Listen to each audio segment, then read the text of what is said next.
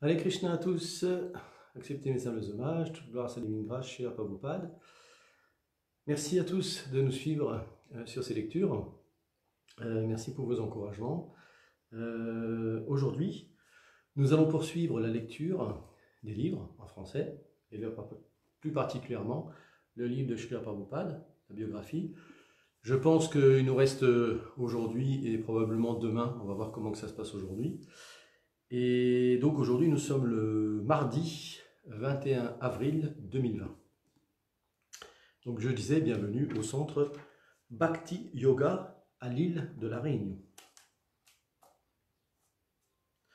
Alors, en rappel d'hier, nous avons pu découvrir l'aspect de la distribution des livres et vente des livres, parce que dans le livre, dans ce livre-là, on parle souvent de Prabhupada. Apparemment, la traduction parlait de vente de livres.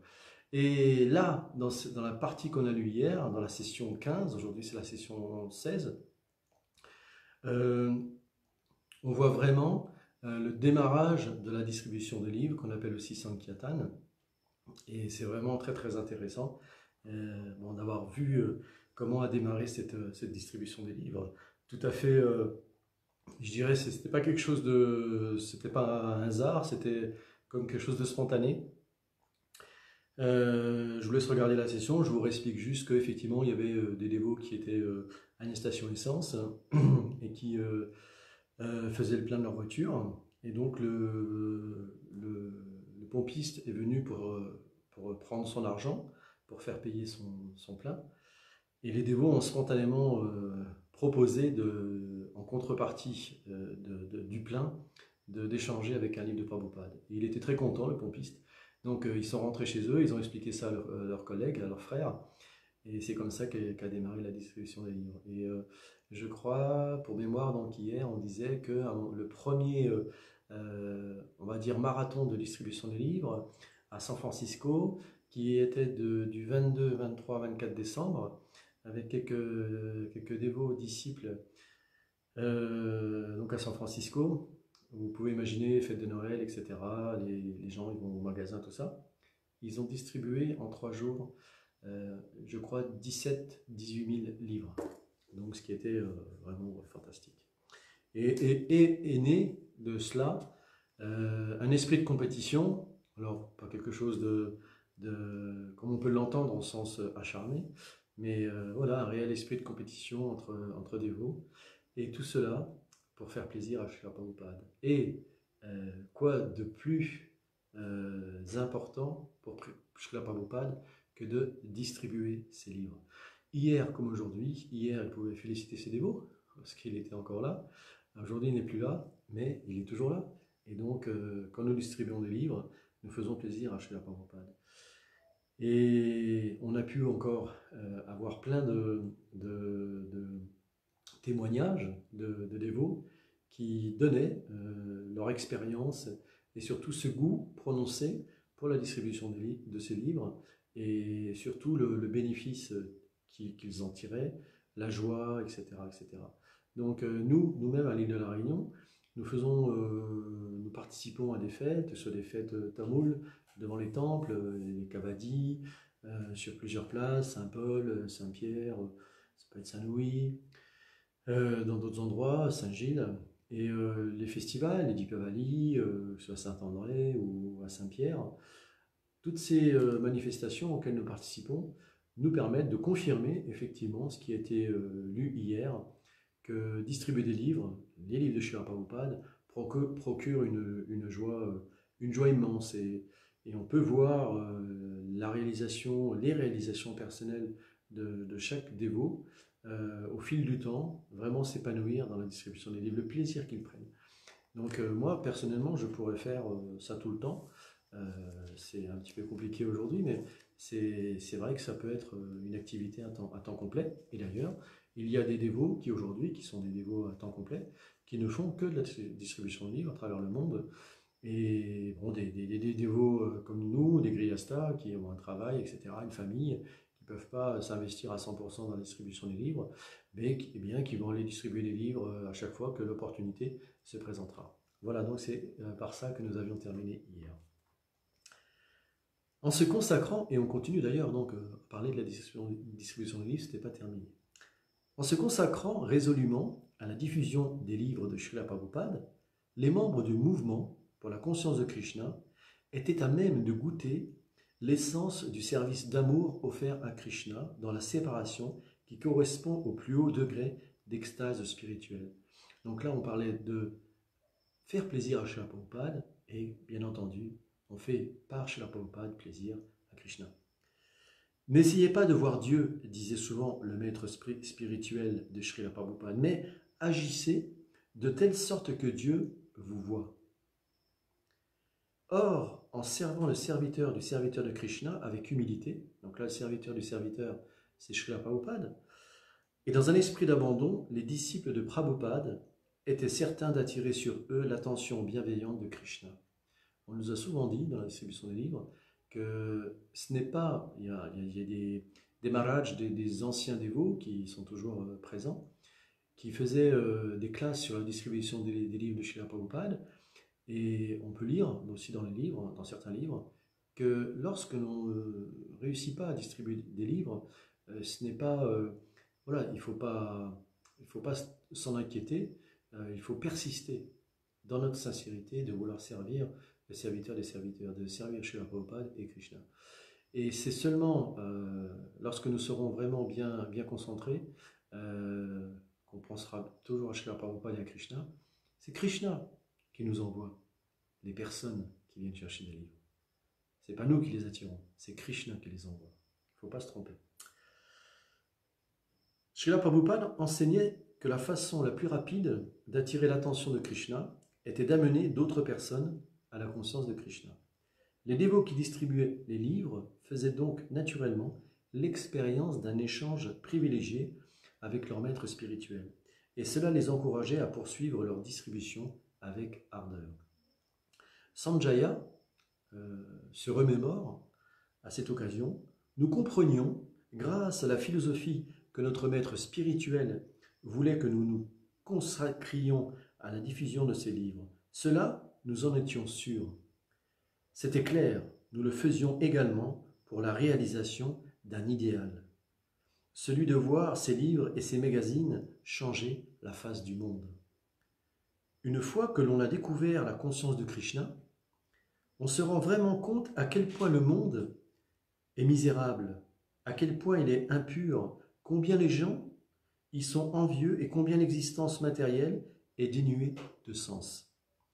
On perçoit très bien tout cela, même si l'on se sent incapable de changer quoi que ce soit, soi-même, il devient évident que la personne qui reçoit un livre de Prabhupada et commence à le lire s'en trouvera spirituellement transformé. Nous n'en doutions pas, nous sentions aussi que l'expansion du mouvement pour la conscience de Krishna amènerait de grands changements dans le monde. Prabhupada avait dit lui-même que même si les gens ne faisaient que toucher un de ses livres, leur vie en serait changée. Toute notre foi reposait en ces livres et en Srila Prabhupada.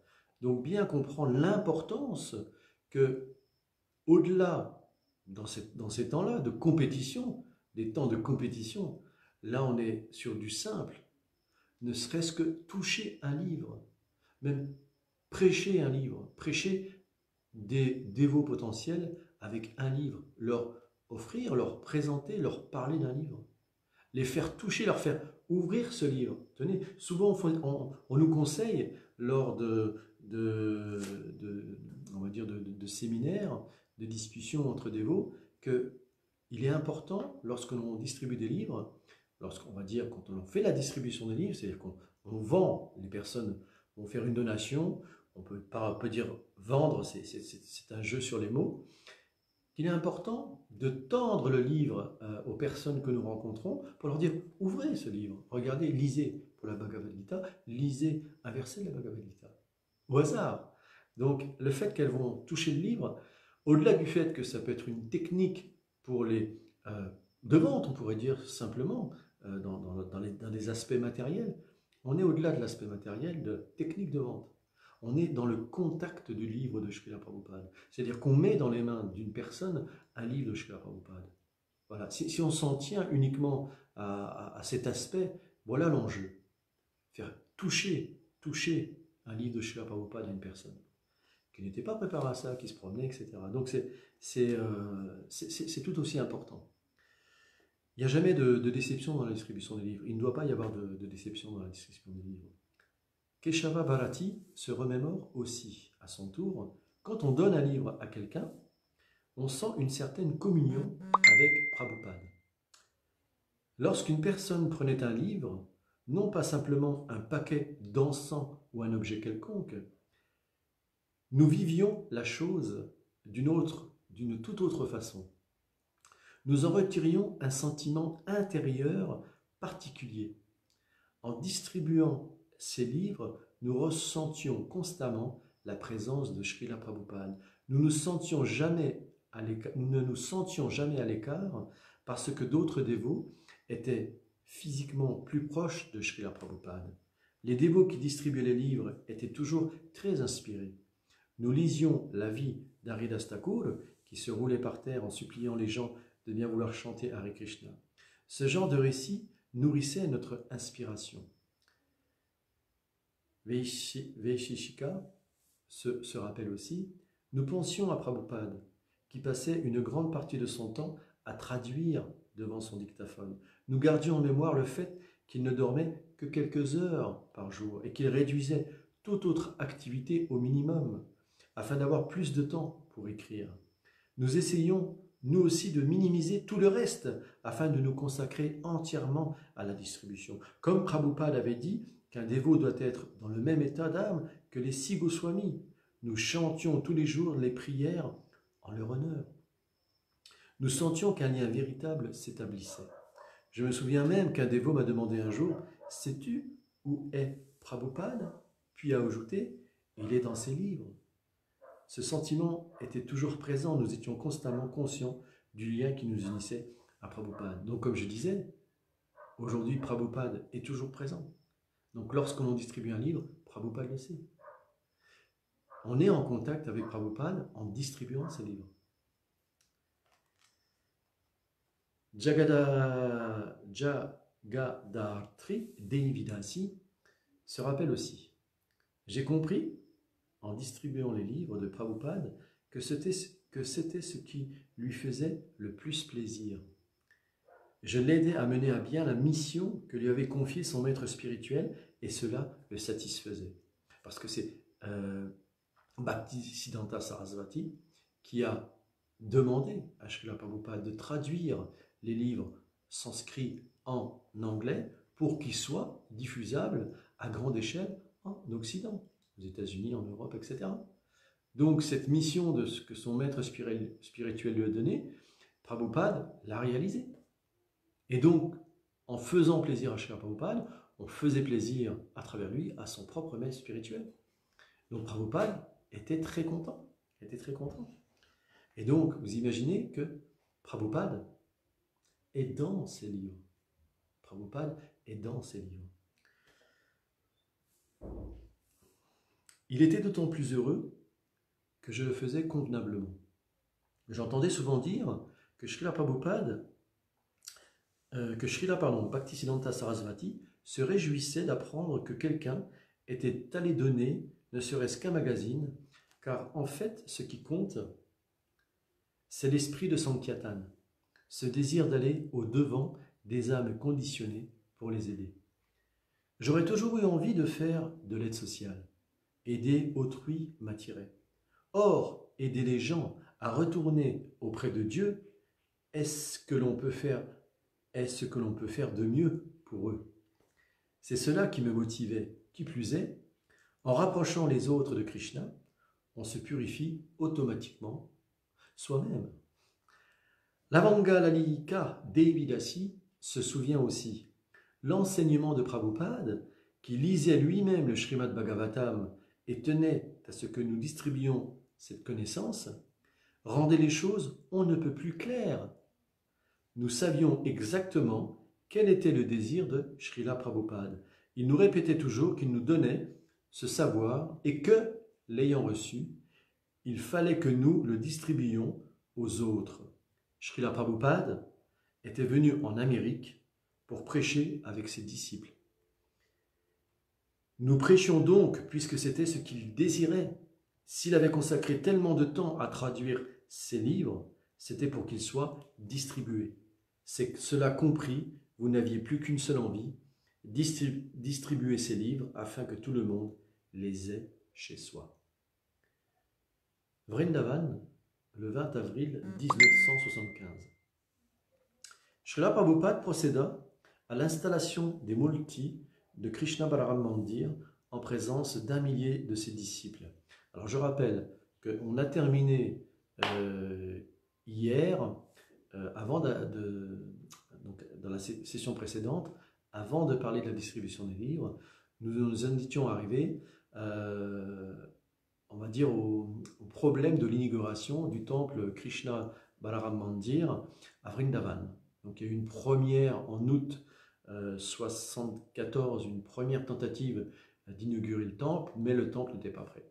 Donc ça a été repoussé du mois d'août au mois d'avril suivant pour Ram Navami, ce qui avait été prévu plus ou moins, on va le vérifier.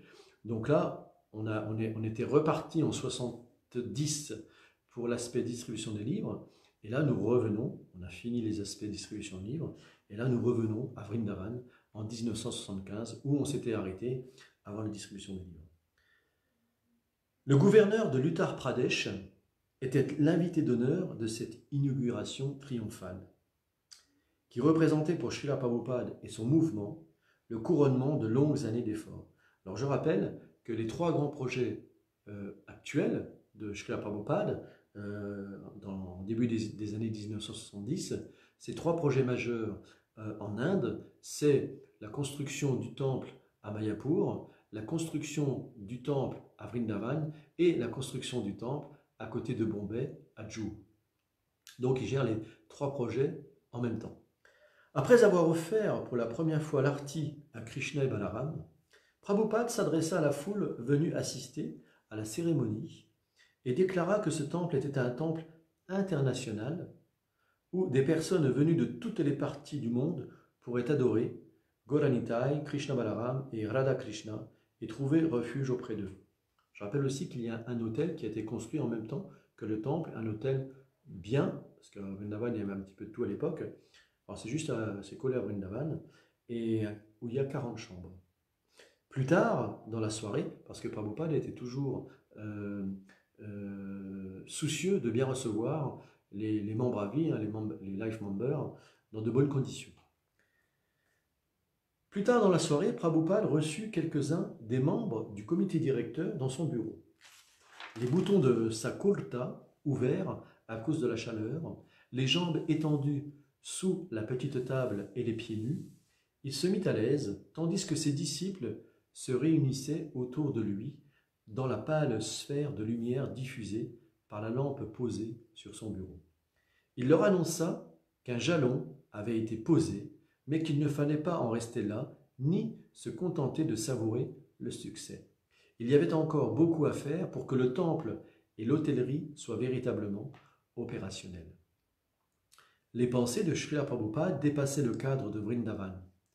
La construction de temples est si importante, déclara-t-il, que je suis prêt à dépenser de nombreux lakhs, la monnaie indienne, de roupies pour bâtir un temple comme celui-ci. Pourtant, la production de livres est encore plus importante. Il réaffirmait ainsi, avec emphase, le caractère prioritaire et la publication des livres le jour même de cette fastueuse inauguration. Alors, petit mémo, pourquoi c'est un temple Krishna Balaram Mandir? Parce qu'en fait, à Ramnemi, où est construit le temple, c'est l'ère de jeu de Krishna et Balaram lors de leur passe-temps il y a 5000 ans, lorsque Krishna est arrivé à Vrindavan, est apparu à Vrindavan. Donc, Prabhupada a dit, on fait beaucoup de temples Radha Krishna, mais là il a mis en avant Krishna Balaram. Srila Prabhupada semblait d'ailleurs mécontent que la publication du Chaitanya Charitamrita ait été retardé pendant plusieurs mois par la faute du correcteur de sanskrit. Il se plaignit avec amertume que le Chaitanya Charitamrita, pourtant achevé, n'ait toujours pas été publié. Il leur fit également remarquer qu'un seul des 4 volumes que devait comprendre le 4e chant du Srimad Bhagavatam était sorti des presses alors que lui-même abordait déjà le 5e chant. Se méprenant sur la remarque de Prabhupada, un dévot lui rappela qu'il irait bientôt à Hawaï où il pouvait écrire en toute tranquillité. Prabhupada lui répondit qu'il n'était pas encouragé à écrire si ses manuscrits n'étaient pas publiés. Les bureaux des éditions Bhaktivedanta, qui étaient restés plusieurs années à New York, allaient maintenant être transférés à Los Angeles, où Radha Vallabha veillerait à la production et où Rameshvara, le responsable des éditions Bhaktivedanta, serait plus à même d'en superviser le fonctionnement. C'est à Vrindavan que Rameshvara, qui ignorait jusque-là tout des retards intervenus dans la publication du Chaitanya Charitamrita, en fut informé. Il promit alors à Prabhupada d'installer immédiatement les bureaux des éditions Bhaktivedanta à Los Angeles et de démarrer sur le champ la publication du Chaitanya Charitamrita. Il est tout à fait remarquable que Srila Prabhupada soit parvenu à rédiger seul l'ensemble du Chaitanya Charitamrita en l'espace de 18 mois, en 1973 et 1974, alors qu'il se trouvait à cette époque aux prises avec de nombreux problèmes et devait se déplacer constamment. Confronté à de graves difficultés du fait de la défection de certains dirigeants de son mouvement, il avait endossé personnellement une grande partie des responsabilités du comité directeur en Inde et avait dû s'occuper de nombreuses affaires liées à la direction d'ISKCON. En plus d'une correspondance abondante, des discussions quotidiennes qu'il avait avec ses invités et des discours sur le Srimad Bhagavatam qu'il prononçait partout où il se rendait, Prabhupada devait superviser la gestion des éditions Bhaktivedanta et les nombreux projets de développement de l'ISKCON dans le monde. Ce n'est qu'en se levant à 1h du matin qu'il avait réussi à trouver le temps de consacrer quotidiennement 2 ou 3 heures à la rédaction de ses livres. Los Angeles, le 20 juin 1975. Donc là, on a fini Vrindavan, c'était en avril, et là nous arrivons au mois de juin à Los Angeles. À son arrivée à Los Angeles, Prabhupada fut accueilli dans l'allégresse. Les sannyas et des membres du comité directeur, parmi lesquels Kyatananda Swami, Vishnujana Swami, Brahmananda Swami et Tamal Krishna Goswami, l'accompagnaient. Plus tard, dans son bureau, l'un de ceux qu'il préférait de bureau, il évoqua brièvement la question des livres à publier. Il paraissait légèrement affecté, mais ne semblait pas vouloir s'étendre sur le sujet. Il était en revanche ravi de voir le temple et de contempler les multis de Rukmini Dvarakadisha. Lors de l'allocution qu'il avait prononcée à son arrivée, il avait expliqué pourquoi il insistait tant pour que ses disciples publient ses livres. « Je n'ai moi-même aucune qualification, avait-il déclaré, du haut de son Vyasasana somptueusement décoré. Je m'efforce simplement de satisfaire mon gourou. C'est tout. Mon gourou Maharaj m'a dit, s'il t'arrive d'avoir de l'argent, imprime des livres. C'était à Radhakund, en présence de certains de mes frères spirituels les plus éminents. Mon gourou Maharaj m'a dit, depuis que nous possédons ce temple de marbre à Bagbazar, les dimensions se multiplient. Tout le monde se dispute pour les chambres, au point que j'en suis arrivé à vouloir vendre le temple avec tout son marbre pour faire imprimer des livres. Voilà ce qu'il a dit, ce que j'ai entendu de ses lèvres mêmes. Cela m'a permis de comprendre à quel point il aimait les livres. Il a ensuite ajouté, s'adressant à moi, « S'il t'arrive d'avoir de l'argent, imprime des livres. » Voilà pourquoi j'insiste tellement là-dessus. Où sont les livres? Où sont-ils? ayez la gentillesse de m'aider. C'est tout ce que je vous demande. Imprimez autant de livres que possible en autant de langues différentes que vous le pouvez et distribuez-les dans le monde entier. Le mouvement pour la conscience de Krishna prendra alors automatiquement de l'ampleur.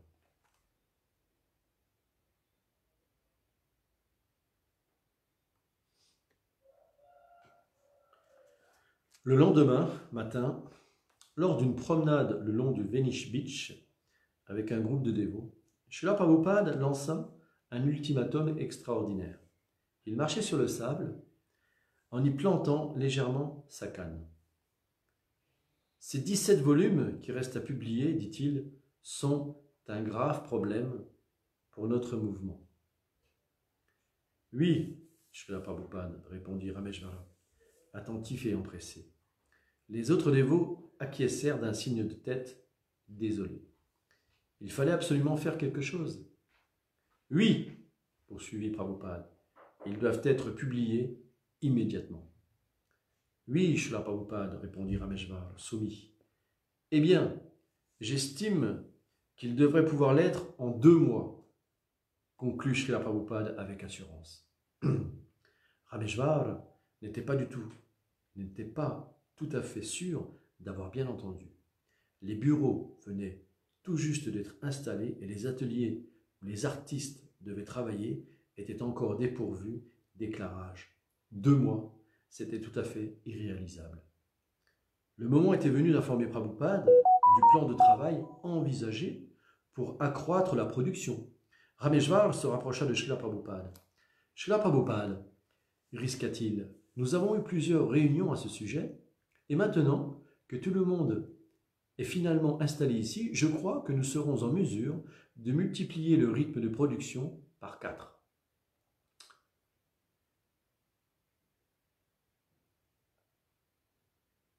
Attendez, oui, par 4. Il doit être possible de passer d'un livre tous les 4 mois à un livre par mois. Rameshvara et Radha Vallabha marchaient maintenant ensemble, l'un à côté de Srila Prabhupada, tandis que Tamal Krishna Goswami et Brahmananda Swami se tenaient de l'autre côté. « Un livre par mois » répéta à voix haute Prabhupada, absorbé dans ses pensées. « Cela prendrait plus d'1 an. Ce n'est pas assez rapide. » Prabhupada, il veut qu'on en publie 17 volumes. 17 volumes.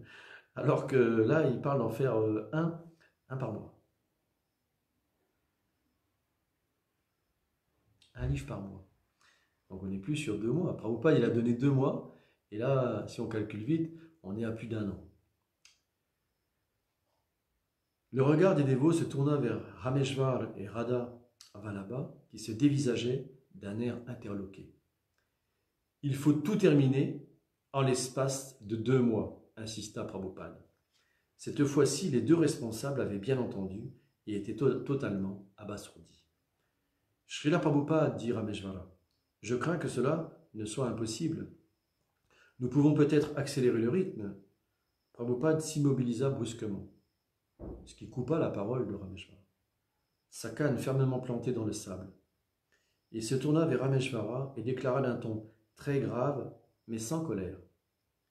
Impossible est un mot que l'on ne trouve que dans le dictionnaire des sots. Rameshvara comprit soudain que sa vie spirituelle était en jeu. Prononcer le mot « impossible » revenait à douter du représentant de Krishna et témoignait d'un manque de foi en la toute-puissance de Dieu. Il ne lui restait plus qu'à jeter au loin ses raisonnements matériels. Srila Prabhupada reprit sa promenade, laissant Rameshvara et Radha Vallabha interdits. Ils se hâtèrent de le rejoindre, mais désormais, tout le monde les regardait en semblant dire « Allons, cessez de douter, il faut que vous y arriviez. » Rameshvara demanda à Srila Prabhupada s'il pouvait en discuter avec l'équipe de production, puis lui en reparler. « Bien entendu, répondit Prabhupada, fais le nécessaire. » Le groupe s'éloigna sur la plage, distançant Rameshvara et Radha Vallabha. Tout au long du programme matinal, Rameshvar et Radha firent de leur mieux pour essayer de se concentrer sur la récitation de leur chapelet et écouter la conférence de Prabhupada. Mais la seule chose à laquelle ils pouvaient penser était comment trouver un moyen de publier 17 volumes en 2 mois. Quand ils rencontrèrent finalement les autres dévots de l'équipe de publication, ils avaient réussi à se persuader que la chose était possible. Quelques puissances mystiques semblaient devoir intervenir. En tout cas, ils y parviendraient. Il ne restait donc plus qu'à présenter leur plan d'action et à convaincre le reste de l'équipe, ce qu'ils firent. « Nous y arriverons », assura plus tard Rameshvar à Srila Prabhupada. « répondit Srila Prabhupada.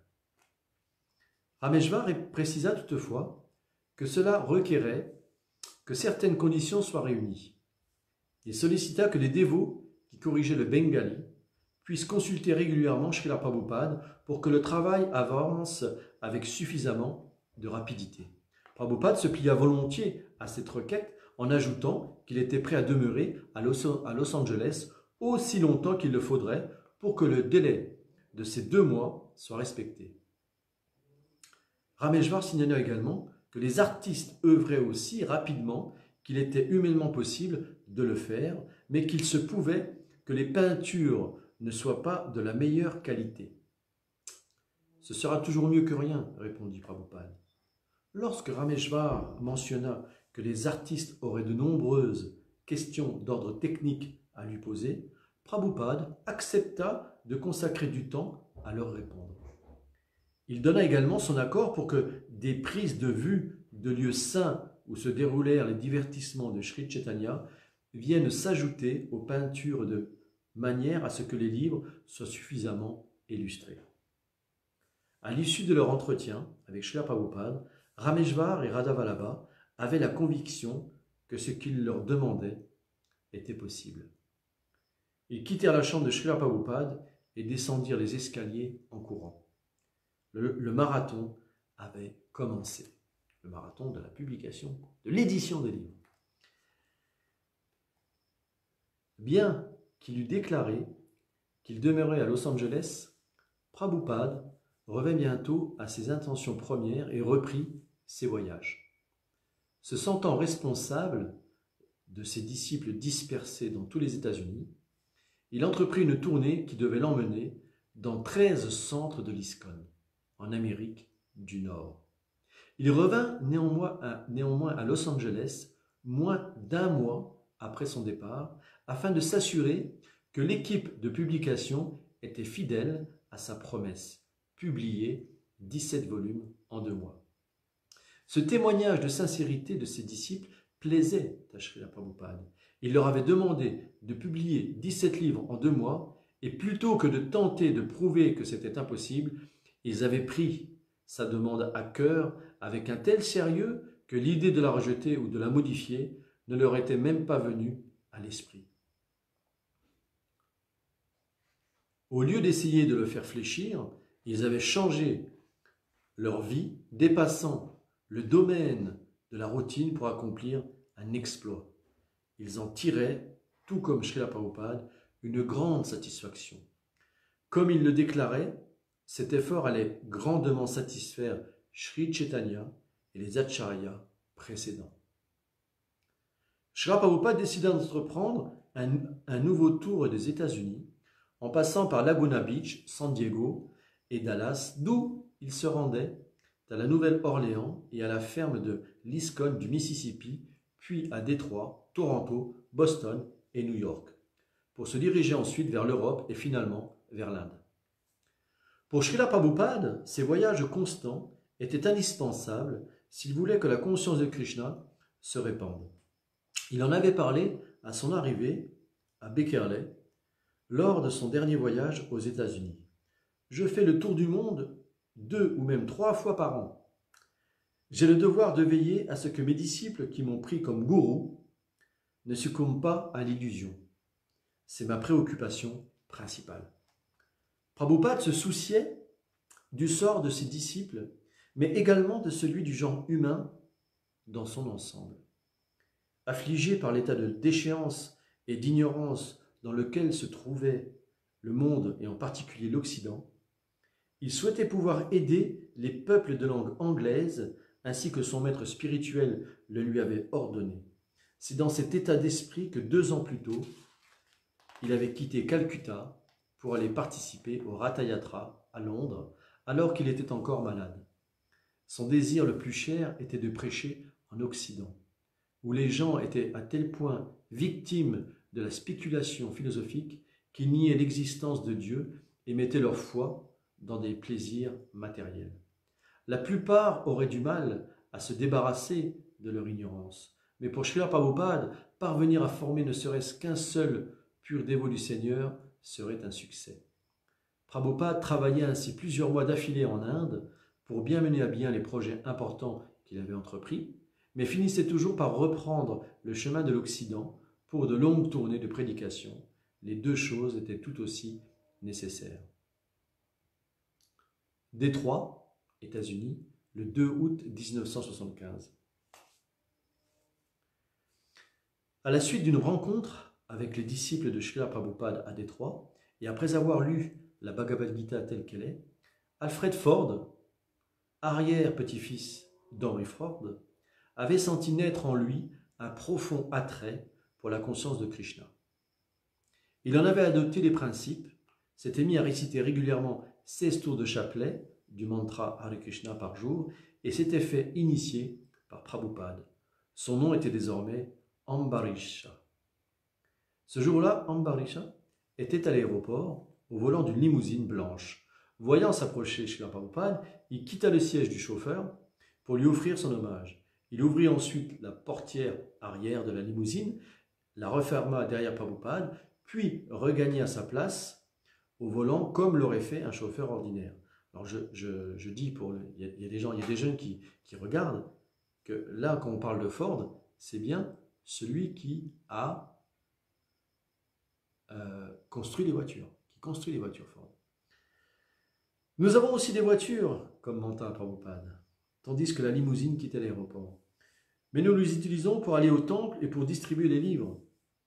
Tout peut être mis au service de Krishna. Voici Alfred Ford, fils d'un homme très riche. Nous lui donnons un peu de connaissances spirituelles et il en est heureux. À Détroit, Srila Prabhupada avait également pour disciple Elizabeth Reuter, désormais Lekashravanti Devidasi, la fille du chef du parti travailliste Walter Reuter. Ambarissa fit remarquer à Srila Prabhupada que les familles Ford et Reuter avaient toujours été ennemies, mais que 2 de leurs descendants œuvraient maintenant paisiblement de concert au sein du mouvement pour la conscience de Krishna. L'humilité de ces 2 disciples plaisait à Prabhupada. Bien qu'il les traitât avec un grand égard particulier, il ne s'appesantit jamais sur le fait qu'ils appartenaient à des familles d'une grande renommée. Ambarissa et Lekashravanti se considéraient comme d'humbles serviteurs des Vaishnavas. Sur la route qui menait au temple, la limousine passa près d'un grand bâtiment moderne portant de nombreux drapeaux et une grande enseigne Ford, siège mondial. Un des dévots se tourna vers Ambarissa et lui demanda « C'est là que tu travailles ?» Prabhupada, assis à l'arrière, répondit « Non, c'est lui le propriétaire. » Comme il longeait en voiture une vaste zone de réurbanisation, Srila Prabhupada demanda « Que sont-ils en train de faire ?» « C'est ce qu'on appelle le centre du renouveau de Détroit, dit Ambarissa. « Ils ne connaîtront jamais le renouveau, répondit Prabhupada. Le centre de l'ISKCON se trouvait dans une vieille maison en briques dont le grenier faisait office de salle de temple. Le bail tirait à sa fin et Govardhan, le responsable du temple, cherchait un nouveau local. Il montra à Prabhupada les photos de divers bâtiments susceptibles de convenir, parmi lesquels se trouvait l'ancienne demeure de Lawrence Fisher, défunt magnat de l'industrie automobile. Cette maison est probablement hors de prix, dit Govardhan, et de toute façon, elle est située dans un quartier très mal famé. Prabhupada était cependant intéressé par l'affaire. En fait, il répondait à tous les arguments négatifs des dévots par une vision positive des choses qui faisaient de chaque inconvénient un avantage ou qui suggérait tout au moins comment il pourrait facilement y remédier. Il dit à propos du taux de criminalité particulièrement élevé du quartier, vous n'aurez rien à craindre, chantez simplement Hare Krishna et distribuez du prashad, invitez tout le voisinage, y compris les malfaiteurs, à venir chanter et prendre le prashadam, et vous ne serez jamais cambriolés. Les dévots soulignèrent que Détroit était la capitale du crime aux États-Unis et que les bas quartiers dans lesquels se situait la propriété avaient précisément la réputation d'abriter les activités les plus louches, trafic de stupéfiants, vol à main armée et règlement de comptes sanglants. En réponse à ces remarques, Srila Prabhupada se contentait de répéter qu'il ne fallait pas avoir peur. « J'ai vécu dans le Bohori », ajouta-t-il. Il leur raconta comment des clochards venaient uriner sur la porte d'entrée de l'immeuble ou dormir sur le perron, mais se levaient quand il voulait rentrer et lui laissaient le passage en disant « Passez, monsieur, passez s'il vous plaît. » « Installez-vous là, demanda Prabhupada, et chantez-y Hare Krishna 24 heures sur 24. Si un voleur se présente, nous lui dirons « D'accord, prends d'abord du prashadam et ensuite tu emporteras ce que tu veux. Après tout, qu'avons-nous d'intéressant à voler ?» Srila Prabhupada alla visiter la maison avec Govardhan, Ambarisa et plusieurs membres du comité directeur. Ils rencontrèrent le propriétaire ainsi qu'une femme qui se présenta comme l'agent immobilier chargé de l'affaire. Pendant la visite des lieux menée par le propriétaire, Prabhupada en vint à s'intéresser plus encore à la maison. La demeure, presque un palais, s'élevait sur 2 hectares de terrain clos par un mur de pierre. Il y avait là des jardins, des allées mal entretenues, des fontaines et une piscine. Certains dévots trouvèrent le décor extravagant des années 1920 d'un goût douteux, mais Prabhupada, lui, vit immédiatement toutes les possibilités qu'offrait l'endroit. Dès le hall d'entrée, où il découvrit le carrelage italien richement décoré et les voûtes de marbre, Srila Prabhupada sourit.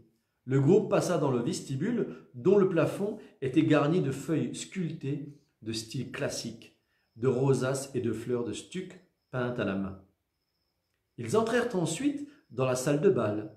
Le sol était en marbre et le décor peint sur le plafond voûté représentait un ciel parsemé de nuages à la tombée de la nuit.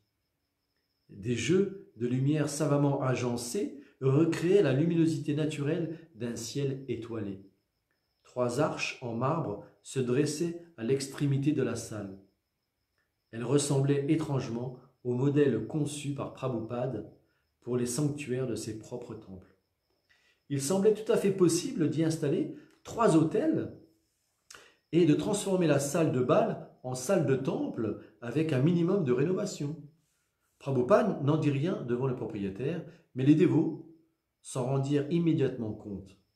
Ils visitèrent ensuite le garage à bateau, un hangar où l'on pouvait aisément amarrer plusieurs yachts,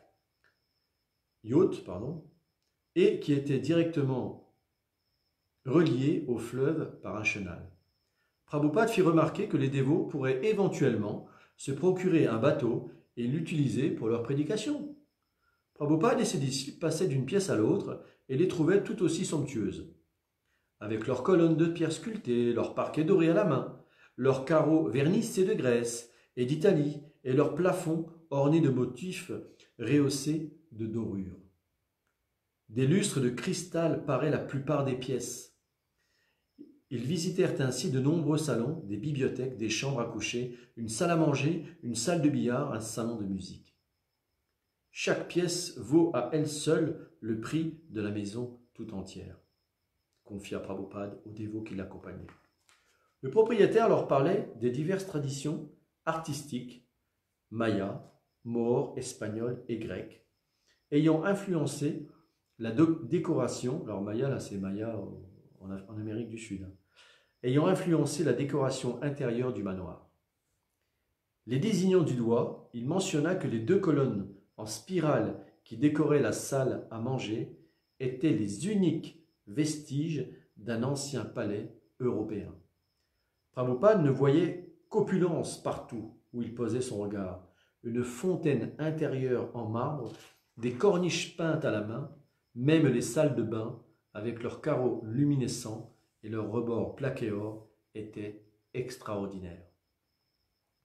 À la fin de la visite, Prabhupada, ses disciples, le propriétaire et l'agent immobilier, s'installèrent autour d'une table abritée par un parasol dans un patio en bordure de la piscine. Prabhupada avait d'ores et déjà suggéré à ses disciples que le propriétaire de la maison devrait en faire don à l'ISKCON pour ses œuvres missionnaires, et il avait demandé à Brahmananda Swami de formuler cette requête. Cependant, le propriétaire, n'ayant toujours pas mentionné le prix, Prabhupada prit la parole. « Nous sommes des mendiants, dit-il.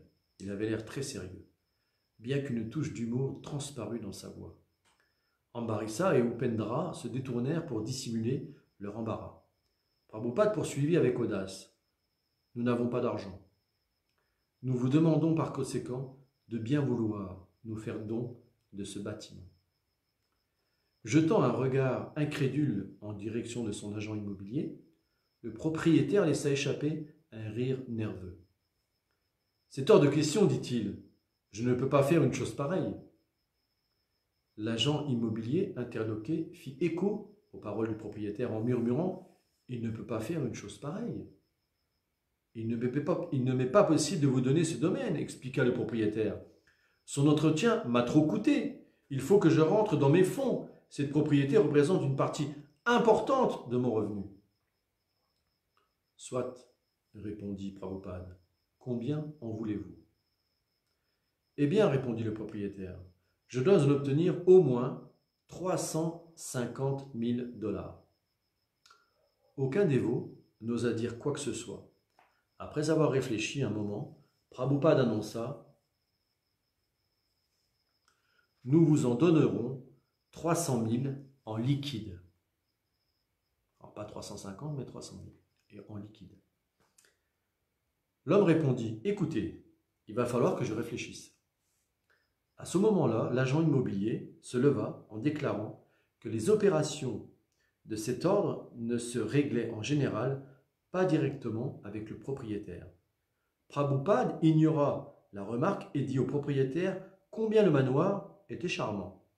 Il se leva ensuite et alla marcher un peu dans le jardin avec ses disciples. Govardhan lui demanda si l'endroit lui avait plu. Il répondit « Oui, comment pourrait-il en être autrement ?»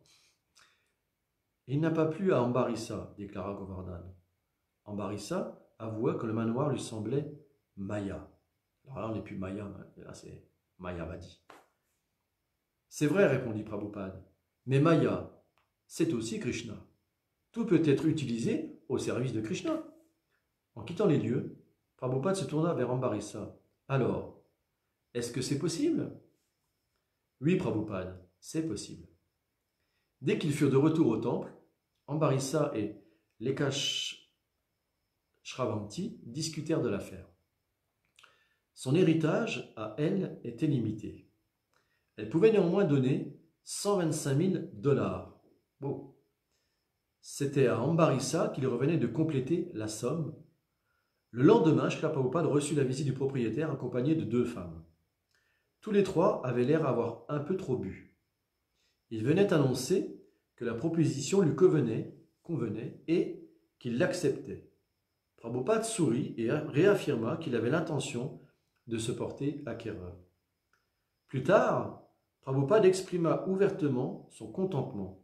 « Voyez, dit-il, je n'avais pas un centime, mais je lui ai tout de même proposé 300 000 $ en liquide et Krishna a réuni les fonds. » Ainsi que Prabhupada l'avait expliqué au propriétaire du domaine, il était un sannyas et ne possédait pas d'argent. Après avoir rassemblé 300 000 $ donnés par ses disciples, il demeurait toujours sans un sou. Quelques jours plus tard, il partait pour Toronto sans rien emporter avec lui. Tout appartenait à Krishna et devait être utilisé pour le servir. La tournée de Srila Prabhupada dans l'Amérique du Nord fut soudain interrompue à Toronto par un télégramme de Teja, qui l'informait depuis Delhi qu'il devait revenir immédiatement en Inde s'il voulait avoir un entretien avec Indira Gandhi. Le télégramme ne contenait aucun détail supplémentaire et le secrétaire de Prabhupada ne parvint pas à entrer en communication avec le temple de Delhi, mais il n'en fallut pas davantage à Srila Prabhupada. Il décida qu'un dévot devait savoir saisir sur le champ les bonnes occasions se présentant à lui et se prépara au départ. Harikesha établit un itinéraire permettant à Srila Prabhupada de passer la nuit à Montréal. Il devait ensuite s'envoler à destination de Paris, où il se reposerait un peu avant de repartir finalement pour Delhi. Comme la nouvelle du départ imminent de Srila Prabhupada se répandait, de nombreux dévots présents à Tonroto essayèrent de lui parler afin de recevoir des directives pratiques pour leurs projets respectifs. Harikesha reçut également un appel de Rameshwar qui, de Los Angeles, insistait pour qu'il pose à Prabhupada une liste de questions de dernière minute concernant le 5e chant du Srimad Bhagavatam. Prabhupada ne répondit pas aux questions qu'il trouva peu intelligentes et demanda que les éditions Bhaktivedanta publient les livres tels quels. Prabhupada s'apprêtait à regagner l'Inde pour rencontrer le Premier ministre Indira Gandhi, mais aussi pour retrouver les projets qu'il y avait entrepris, en particulier celui de Hare Krishna Land à Bombay. Au dire de Brahmananda Swami, il semblerait que Prabhupada ait souhaité une telle occasion de mettre fin à sa tournée en Occident pour retourner en Inde et superviser lui-même le développement des projets en cours. Prabhupada venait en effet de dicter une lettre à l'intention de Surabhi à Vrindavan pour lui faire savoir qu'il était déçu de constater que tout s'arrêtait lorsqu'il s'en allait. Voici la lettre. Vous vous contentez tous de m'écrire des lettres. Vous n'êtes capable de rien si je ne suis pas personnellement présent parmi vous. Tout ce que vous savez faire, c'est envoyer du courrier. Enfin, prends bien garde de ne pas te faire rouler dans cette transaction, un achat de terrain. L'affaire est délicate, fais donc très attention. Fais-moi parvenir régulièrement un compte-rendu des travaux effectués à Bombay. J'attends de tes nouvelles avec impatience et je serai très heureux de recevoir régulièrement ton rapport. Nous sommes à Delhi le 22 août 1975. Il était plus de 9 heures lorsque Srila Prabhupada arriva devant la demeure du Premier ministre en compagnie de plusieurs disciples. Un formidable système de sécurité leur barrait l'entrée. 2 jours à peine s'étaient écoulés depuis l'assassinat du Premier ministre du Bangladesh et des rumeurs désignaient Madame Gandhi comme la prochaine victime. Des soldats armés gardaient donc constamment sa résidence. Les gardes en faction à l'entrée décidèrent que les étrangers ne pouvaient pas entrer. Seul Srila Prabhupada était autorisé à pénétrer sur la propriété. Tandis que l'un des gardes ouvrait la grille, un de ses collègues le fit monter dans une voiture qui le conduisit jusqu'au perron de la demeure. À l'extérieur, les dévots, inquiets, s'armaient de patience. Où qu'il aille, Srila Prabhupada était toujours accompagné de quelques disciples. Craignant qu'il n'ait besoin d'aide, les dévots s'inquiétaient comme des parents excessivement protecteurs.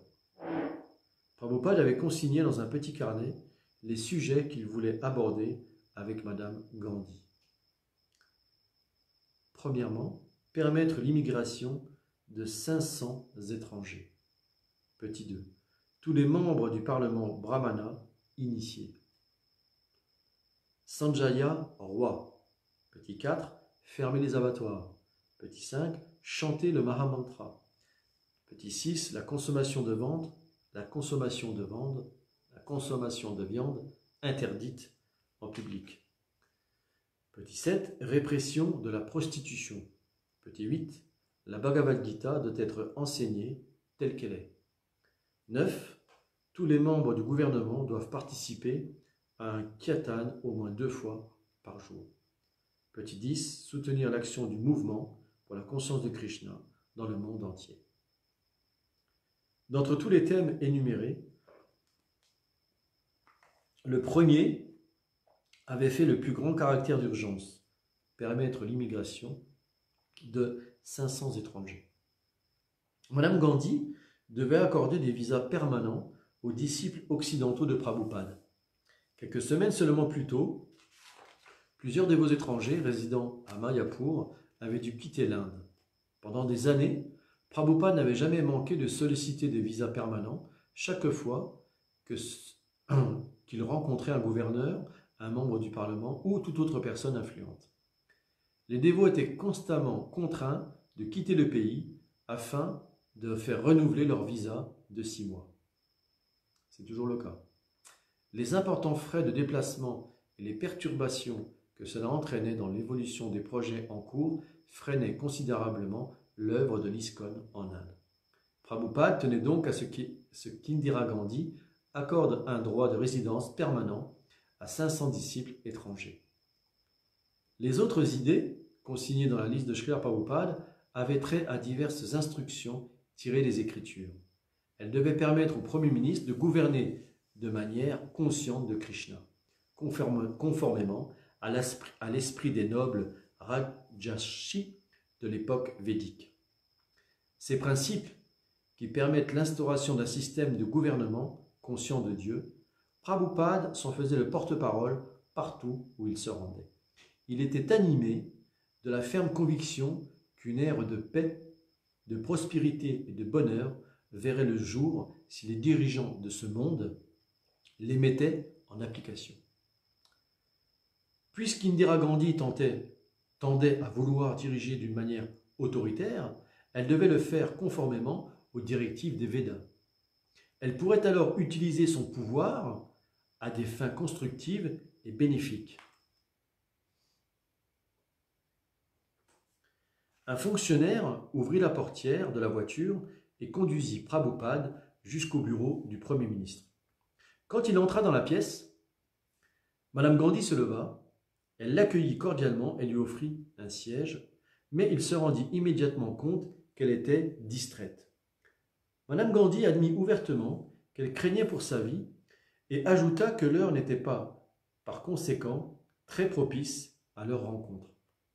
Prabhupada sentit que seul le souci de tenir sa parole l'avait poussé à lui accorder cette entrevue, alors qu'elle aurait évidemment préféré s'y soustraire. Le fait qu'elle y ait consenti révélait qu'elle avait un certain attrait pour la spiritualité, mais Srila Prabhupada comprit néanmoins qu'il n'aurait pas la possibilité de lui donner les conseils auxquels il avait pensé. Madame Gandhi félicita Srila Prabhupada pour son œuvre internationale. « Ce sont de bons garçons », lui répondit-il, en profitant de l'occasion pour lui demander d'accorder des visas permanents à ses disciples. Elle y consentit, mais mentionna à nouveau son inquiétude. Leur conversation toucha bientôt à sa fin et Srila Prabhupada prit congé. Quelques jours plus tard, Prabhupada reçut une lettre de Rameshvar. Les éditions Bhaktivedanta à Los Angeles avaient miraculeusement honoré leurs promesses. Ils avaient réussi à publier 17 volumes en 2 mois. Les dactylographes, les correcteurs, les artistes et les techniciens s'étaient tous voués avec foi et enthousiasme à ce marathon. Ils l'avaient mené à bien dans les délais. Quand les premiers exemplaires sortis de chez l'imprimeur avaient été présentés sur l'autel devant Sri Sri Rukmini Dvarakadisha, les dévots avaient chanté longtemps les mantras honorant Srila Prabhupada et l'extase leur avait fait venir les larmes aux yeux. Témoins de la puissance dont étaient investies les instructions de leur maître spirituel, ils se voyaient devenus des instruments à même de réaliser une tâche jugée impossible. Les derniers volumes du Chaitanya Charitamrita ont été composés aujourd'hui. Ils seront tous chez l'imprimeur d'ici mercredi prochain, le 20 août. La composition du 5e chant vient de commencer. Il sera chez l'imprimeur avant le jour du Vyaspuja. La lettre qui s'achevait sur la promesse de lui remettre les livres au plus tard en octobre était signée par environ 60 dévots. Vos humbles disciples de l'équipe de publication de l'ISKCON, Rameshvar déclarait au nom de toute l'équipe. Voilà ce que Rameshvar déclarait pour toute l'équipe. Nous n'avons plus d'autre désir que de publier vos livres sublimes et de les distribuer par millions dans chaque ville et chaque village. Prabhupada, qui se trouvait encore à Delhi, répondit dès le lendemain: « Vous aimeriez que les 12 chants soient publiés. Cela sera fait, ne vous inquiétez pas. Krishna comblera votre désir ardent. » Le 21 août, le jour anniversaire de l'apparition de Sri Balaram Rameshwar, adressa un télégramme à Srila Prabhupada. Par la grâce de Sri Balaram Nityananda, le dernier volume du Chaitanya Charitamrita est parti aujourd'hui pour l'imprimerie. Mission accomplie par votre grâce et selon votre divin commandement. Srila Prabhupada était déjà en route vers Vrindavan, mais les dévots réussirent néanmoins à lui faire parvenir des exemplaires des 15 volumes le jour de son 80e anniversaire, le 31 août. Les festivités s'achevaient dans le temple quand un dévot arriva à Vrindavan avec les 6 derniers volumes complétant la série du Chaitanya Charitamrita. Srila Prabhupada les examina avec beaucoup de plaisir et ne tarda pas à s'absorber tout entier dans la lecture des divertissements de Sri Chaitanya. Il fut à ce point touché qu'il annonça aux dévots à Vrindavan qu'il envisageait de cesser tout déplacement et de demeurer en Terre Sainte pour se consacrer à la traduction. Les dévots avaient répondu à son appel avec une telle sincérité que le désir de Srila Prabhupada de poursuivre cet échange s'en trouva accru. Il leur écrivit: « Mon cher Rameshwar et vous tous, vous avez pris la publication et la distribution de ces livres très au sérieux. C'est cela qui fait le succès de notre mission. Vous vous êtes consacré sérieusement à cette entreprise. Et je sais que mon Guru Maharaj est satisfait de vous, car cela était son désir. Vous retournerez tous au royaume de Dieu grâce à cet effort. » En l'espace de quelques années, Prabhupada avait vu le département d'édition de l'ISKCON évoluer de la petite machine manuelle abédique des débuts de New York jusqu'à la structure sophistiquée qu'étaient maintenant les éditions Bhaktivedanta de Los Angeles, avec leur matériel informatique, leurs machines de photocomposition ultramoderne et leur personnel dévoué et compétent de gestionnaires, de rédacteurs, de correcteurs, d'artistes, de photographes, de maquettistes et de techniciens. Alors qu'en Inde, il devait se battre pendant des mois pour assurer l'impression d'un seul volume de ses traductions du Srimad Bhagavatam, en Occident, une équipe de disciples attentionnés publiait désormais ces manuscrits aussi vite qu'il était capable de les leur fournir. De plus, il en assurait simultanément la traduction en diverses langues dans le monde entier. Vrindavan, le 13 septembre 1975. Le jour de Radhastami, Srila Prabhupada procéda à la pose de la première pierre d'un grand bâtiment destiné à devenir un Gurukul tout près de Krishna Balaram Mandir. Il déclara qu'une fois achevé, il devrait abriter 500 pensionnaires venus du monde entier. Srila Prabhupada voulait ainsi, grâce au temple, à l'hôtellerie et bientôt au Gurukul, inciter le plus de gens possible à chercher refuge auprès de Krishna à Vrindavan. Il était prêt à tout sacrifier pour y parvenir. Il était même prêt à renoncer à écrire dans des conditions paisibles. Il attendait donc de ses disciples qu'ils fassent également des sacrifices. Voilà ce que disait Prabhupada. Voyager sans cesse me fatigue de plus en plus. Et c'est une des raisons de mon retour en Inde. Il n'était pas question pour lui de mettre fin à ses déplacements constants. S'il avait cessé de voyager, son mouvement n'aurait pu demeurer sain et dynamique. Il était donc prêt à poursuivre ses tournées, malgré les problèmes que cela pouvait occasionner pour lui. Ses disciples l'invitaient sans cesse à venir les voir, et Pushta Krishna Swami venait justement de lui demander de se rendre en Afrique du Sud. Prabhupada accepta, et Pushta Krishna Swami s'empressa d'organiser une dizaine de festivals à Durban et à Johannesburg pour les 3 premières semaines d'octobre. Les dévots de l'île Maurice, où la population est en majorité hindoue, invitèrent également Prabhupada, en précisant que le Premier ministre souhaitait faire sa connaissance. Il quitta donc Vrindavan et après quelques brèves escales à Delhi, Ahmedabad et Bombay décolla pour le continent africain. L'île Maurice, le 24 octobre. Ah, c'est... Peut-être que dans le livre, on va voir que Srila Prabhupada est venu faire un tour à la Réunion. Mais c'est pas dit. Il n'était pas loin en tout cas. Île Maurice, le 24 octobre de l'année 1975. Prabhupada était venu à l'île Maurice pour y rencontrer le Premier ministre. En signe d'amitié, ce dernier mit à sa disposition une voiture et un chauffeur pour toute la durée de son séjour. Un jour, Prabhupada s'apprêtait à monter du côté droit du véhicule pour une promenade dans la campagne quand Pushta Krishna Swami suggéra « Venez de l'autre côté, Srila Prabhupada, c'est plus sûr ». Il suivit son conseil, ils traversèrent des plantations de canne à sucre, longèrent les montagnes, puis arrivèrent à l'océan.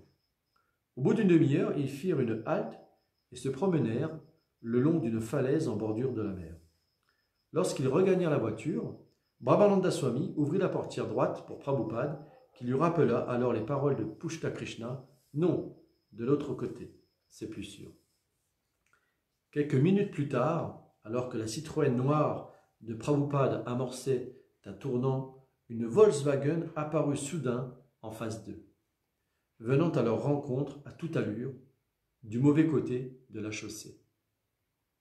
Prabhupada était assis derrière Pushta Krishna et Brahmananda derrière le chauffeur. Prabhupada se tenait très droit, les jambes croisées, s'appuyant sur sa canne plantée au sol. En voyant la Volkswagen se précipiter vers eux, le chauffeur appuya sur le frein et fit une embardée à gauche, mais la Volkswagen se déporta elle aussi. La collision se fit de front. La tête de Pushta Krishna vint frapper le pare-brise et le fissura. Celle du chauffeur le percuta également et son visage se couvrit de sang. Sur le siège arrière, Prabhupada était toujours assis, l'air grave. Encore sur l'effet du choc, Brahmananda l'étreignit soudain comme pour le protéger, bien qu'il n'y ait plus eu aucun danger. Brahmananda bondit hors de la voiture pour tâcher d'arrêter un automobiliste. Puis, Pushta Krishna sortit à son tour et alla ouvrir la porte à l'arrière. Prabhupada était là, le visage contusionné, sa jambe saignait, et des éclats de verre étaient éparpillés à ses pieds. Il resta silencieux et n'indiqua rien de ce qu'il ressentait, réalisant soudain que le véhicule immobilisé dans le virage était dans une position dangereuse. Pushta Krishna alla rejoindre Brahmananda sur la route pour faire signe aux automobilistes de ralentir et essayer d'en trouver un qui veuille bien s'arrêter. Les deux véhicules étaient complètement hors d'usage et les occupants de la Volkswagen, un homme et une femme, étaient tous deux blessés. Des voitures ne tardèrent pas à s'arrêter et une fois les blessés secourus, Prabhupada et ses disciples se firent accompagner jusqu'au temple. Harikesha, rongé d'inquiétude, se demandait quelle pouvait bien être la raison du retard de Prabhupada, lorsque ce dernier entra soudain, le pas raide.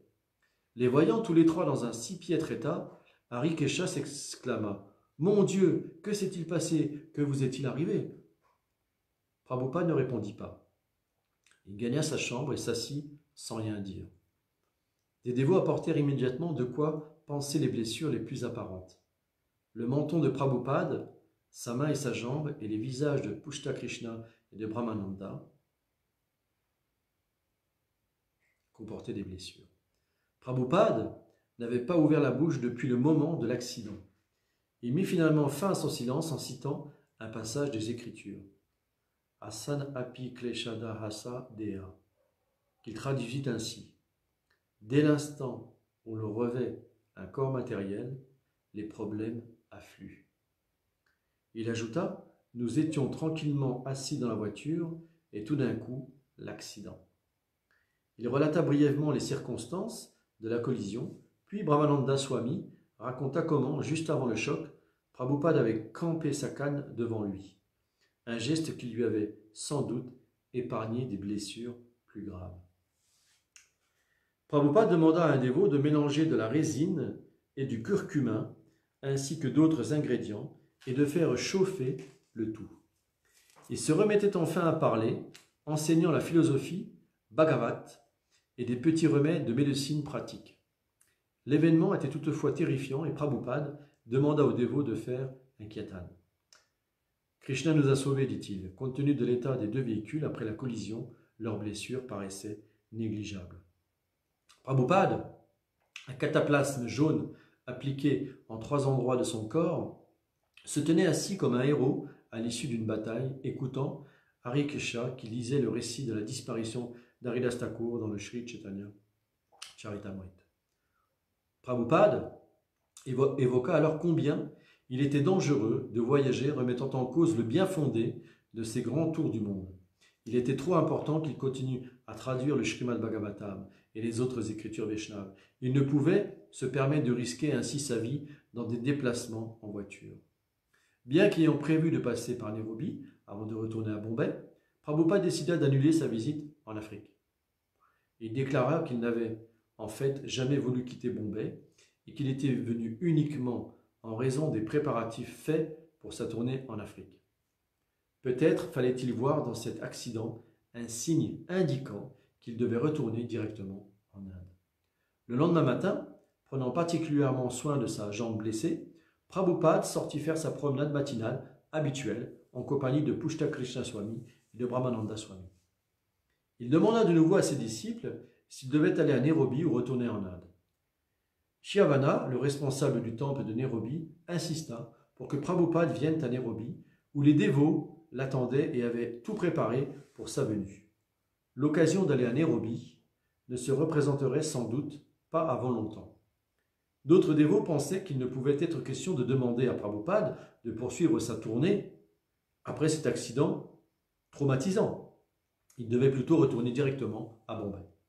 Prabhupada écouta les deux opinions, mais le souci de ne pas décevoir les dévots de Nairobi l'emporta sur celui de se remettre de l'accident. Il opta pour Nairobi. Cependant, après avoir passé quelques jours à Nairobi, Prabhupada manifesta le désir de retourner en Inde. Il recevait des rapports selon lesquels le projet de Bombay était mal géré. Les ouvriers de connivence avec le magasinier et les chowkidars volaient des matériaux de construction sur le chantier. La nouvelle peina à tel point Prabhupada qu'il en cessa de traduire et même de manger. Des milliers de kilomètres le séparaient de Bombay, mais il éprouvait plus de douleur à apprendre ces nouvelles que les dévots de Bombay, qu'ils ignoraient d'ailleurs pour la plupart ses méfaits. Brahmananda Swami, lui ayant demandé pourquoi il n'honorait pas son prashad, Srila Prabhupada répondit « Comment veux-tu que j'aie de l'appétit quand on me vole mon argent ?» Bombay, le 1er novembre. L'avion de Srila Prabhupada atterrit à Bombay à 1h du matin. De nombreux disciples et membres à vie, et même des locataires vivant sur la propriété de Juhu, donc Juhu c'est Bombay, à côté, l'attendaient cependant au temple. Tandis qu'ils l'accompagnaient tous vers son appartement, il confia avoir eu un grave accident et montra même sa cicatrice au genou. Il déclara se sentir soulagé d'être de retour et, à Bombay, il écrivit « L'accident était terrible, mais Krishna nous a sauvés. Il se peut que je séjourne ici quelque temps pour terminer la construction de notre temple. » Srila Prabhupada s'attela immédiatement à la tâche en commençant par congédier le contremaître, qu'il tenait pour responsable de la lenteur des travaux et de leur médiocrité ainsi que du vol des matériaux. Il avait jusque-là chargé Surabhi de diriger les travaux pour éviter d'avoir recours à un entrepreneur, mais cela n'allait pas. Prabhupada voulait un changement, mais aucune alternative ne semblait se présenter. Nous avons adopté la conscience de Krishna pour mener une vie de félicité éternelle, dit-il à Surabhi. Or, je suis constamment en proie à l'angoisse. Il demanda à Surabhi et à Giriraj et aux autres de trouver au plus vite une solution. Un membre à vie, ingénieur en bâtiment, inspecta le chantier et affirma à Prabhupada que 6 mois seraient amplement suffisants pour terminer le temple et l'autel. Prabhupada fit part de son mécontentement à Surabhi, qui prétendait qu'il était impossible d'y parvenir en 6 mois. « Me voilà bien parti, se dit Surabhi. Je suis en train de perdre mon service. » C'est alors que M. Omkar Prakash Dhir, membre à vie, lui aussi, et ingénieur en chef des ECC, vint au temple un dimanche et en profita pour examiner le chantier. Consterné par la médiocrité des travaux effectués, il déclara que ce qui avait été construit s'effondrerait en 2 ou 3 ans. Giriraj, séduit par l'idée d'engager l'entreprise de bâtiment la plus importante et la plus compétente de Bombay, en parla à Prabhupada, qui se montra intéressé. Surabhi fut d'abord réticent à l'idée de perdre la direction des travaux, mais après une rencontre avec M. Dhir, il finit par apprécier lui aussi la nouvelle formule envisagée. Un contrat fut donc passé avec l'entreprise ECC et M. Dhir présenta aux dévots un plan de travail détaillé prévoyant les différentes phases de la construction et la date d'achèvement des travaux. Srila Prabhupada se montra satisfait en dépit de l'augmentation de coûts que le changement supposait. Les travaux pouvaient désormais être exécutés au plus vite et de la façon la plus professionnelle qui soit. C'était cela qui comptait. Prabhupada séjourna à Bombay la majeure partie du mois de novembre. Les travaux progressèrent rapidement. Il n'est pas question de faire des économies de bout de chandelle, expliqua-t-il à Surabhi. Il voulait que le temple soit un véritable joyau, de sorte que tout le monde en Inde désire le visiter et y demeurer. Lors des travaux effectués à Vrindavan, Prabhupada répétait sans cesse « Pourquoi dépenser tant? Pourquoi ne pas se contenter de quelque chose de plus simple ?»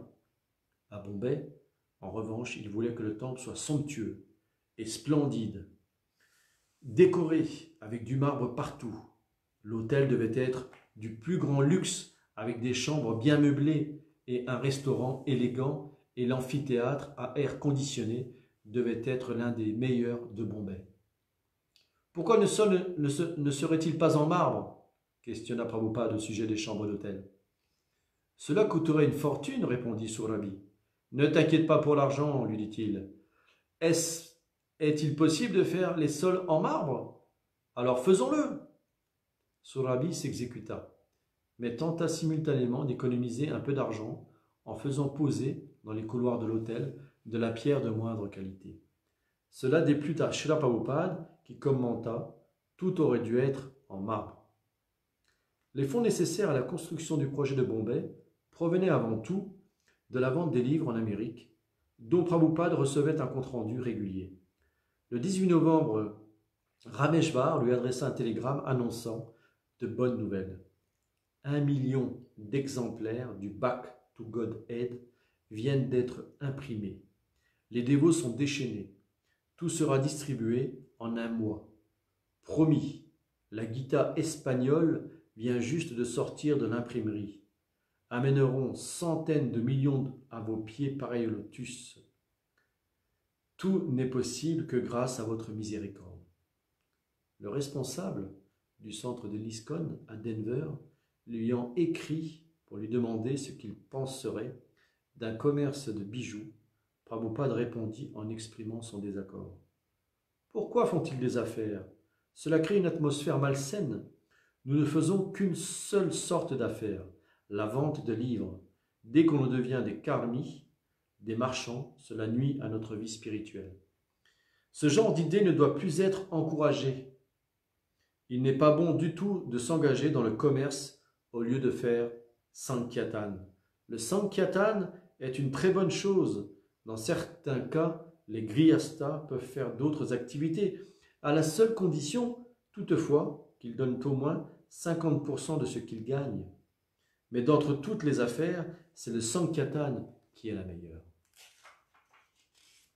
Prabhupada souhaitait que la distribution de livres puisse assurer une assise financière non seulement au projet de Bombay, mais également à celui plus ambitieux encore qu'il avait pour Mayapur. Il approuva la formule selon laquelle toutes les branches des éditions Bhaktivedanta dans le monde devraient verser un minimum de 10% de leurs revenus annuels en contribution aux projets internationaux de l'ISKCON en Inde et en particulier à celui de Mayapur. Une telle solidarité entre les éditions Bhaktivedanta des différents pays aiderait à préserver l'unité du mouvement pour la conscience de Krishna dans cette phase de croissance rapide. La distribution des livres était le meilleur type de soutien financier ainsi que la meilleure forme de prédication possible. La devise de Prabhupada était d'allier l'argent américain à la culture spirituelle indienne et c'est dans cette optique qu'il encourageait Rameshwar à développer le Sankirtan aux États-Unis. L'Amérique a de l'argent. Faisons donc coopérer l'aveugle et l'invalide. Cela créera de bonnes relations entre l'Inde et l'Amérique. À la prochaine occasion que j'aurai de rencontrer Indira Gandhi, je lui ferai part du montant de devises étrangères que nous introduisons dans son pays. Ayant reçu la garantie encourageante que les sommes envoyées par les éditions Bhaktivedanta augmenteront avec l'accroissement de la distribution des livres, nous allons tenter d'entreprendre des projets à Kurukshetra et à Jagannath Puri. Pour l'instant, c'est en Inde que nous utilisons nos fonds, mais le temps viendra où ce sera partout. La position spirituelle des Américains s'en trouvera hautement rehaussée. Place-toi toujours sous la dépendance de ton gourou et de Krishna et tu progresseras constamment. Voilà, nous allons arrêter pour ce soir. Alors, je ne sais pas, je vais vous dire si on pourra finir demain. C'est une trentaine de pages. Non, je pense qu'on ne pourra pas. Je pense qu'il nous faut encore, il nous faut encore deux sessions. Donc nous sommes mardi. Demain, mercredi, nous referons une trentaine de pages et jeudi une trentaine de pages. Voilà, je vous remercie beaucoup d'avoir suivi cette lecture de la biographie de Srila Prabhupada. Je vous souhaite tous une bonne soirée, bon courage à vous et je vous dis tous Hare Krishna.